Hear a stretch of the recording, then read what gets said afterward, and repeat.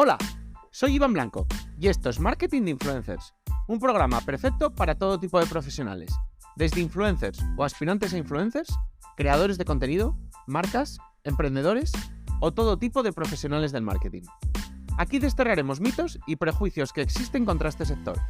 Explicaremos cómo llevar estrategias de marketing de calidad trabajando con ellos, hablaremos de temas de actualidad y, por supuesto, os ayudaremos a alcanzar el objetivo de ser influencers.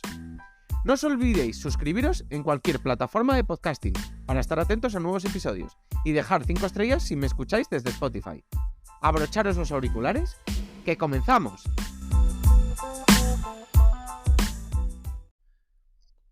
Os tengo que confesar que MrBeast es para mí uno de los creadores referencia.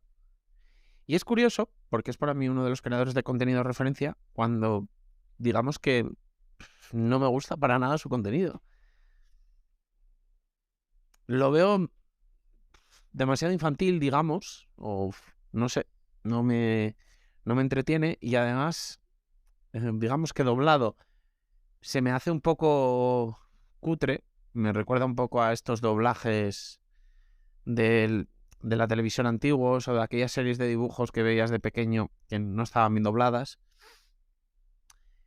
Y bueno, pues como no soy nativo, digamos, en inglés, pues digamos que verlo en versión original requiere para mí un esfuerzo mental que muchas veces para un contenido, digamos, que me pueda aportar valor o un contenido informativo o un contenido profesional, no me importa hacer el esfuerzo, pero cuando quiero un poco desconectar y ver la tele o tenerla incluso de fondo o ver algún vídeo chorras para un poco vaciar la cabeza y desconectar totalmente, pues si me requiere un esfuerzo, pues normalmente suelo recurrir un poco más a contenido en español porque se me hace más fácil, digamos, de digerir y de consumir.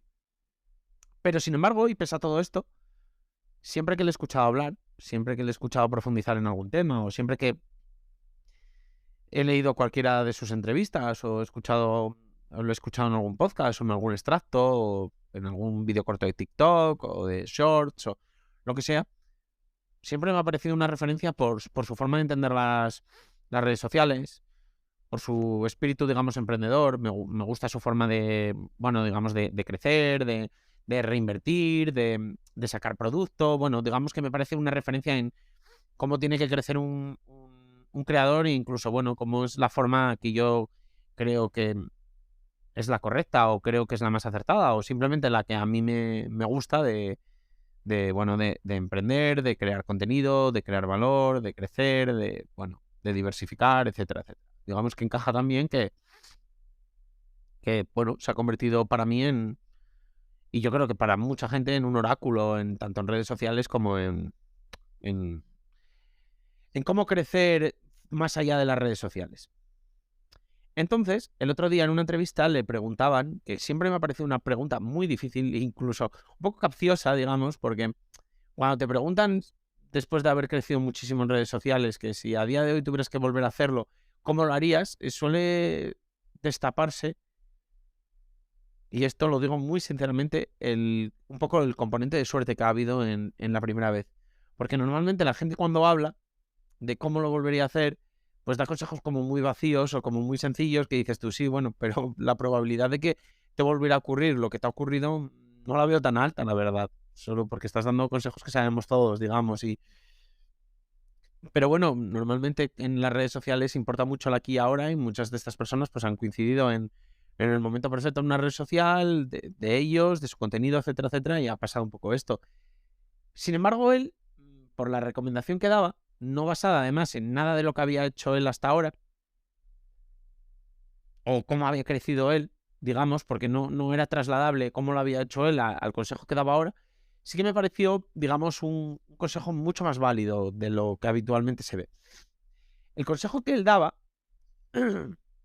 recomendaba ir en el, digamos, en el panorama actual de redes sociales, de TikTok al resto de redes sociales. Es decir, ¿quieres empezar a crear contenido en 2023 a mitad de año? Empieza por TikTok. Empieza a crecer en TikTok y, digamos, reutilízalo o úsalo para el resto de redes sociales. Recomendaba empezar en TikTok por 2 razones. Primero, porque decía que era digamos, el mejor editor, no el editor de TikTok, sino CapCut, pero al final es un poco, si usas CapCut, la red que más te va a premiar, o sea, la red social que más te va a premiar va a ser TikTok. Y luego, por una segunda cosa, que me parece muy importante, que es porque realmente es el contenido que más cuesta realizar. Un vídeo de TikTok, digamos que es más difícil que un tweet o que una foto para publicar en Instagram. ¿Por qué? Porque requiere más tiempo, de iluminación, de un guión, de una edición, etcétera, etcétera. Y bajo mi criterio, digamos que es lo que más tiempo te debería llevar. Al final, si tú, yo qué sé, quieres hacer 5 herramientas de influencer marketing, pues al final en un podcast pues es escribir el guión y hacerlo. En un hilo de Twitter pues es lo mismo, escribir un pequeño guión y trasladarlo a un hilo de Twitter. En Instagram pues coger Canva y, por ejemplo, si quieres hacer un carrusel y ir poniendo un primer titular con las 5 tal y luego en deslizar una de cada una, por poner un ejemplo. Sin embargo, en TikTok te requiere casi todo lo anterior, más pues editar el vídeo, grabarte, iluminación, más cortes, porque normalmente te equivocas más cuando te grabas que por supuesto que cuando escribes.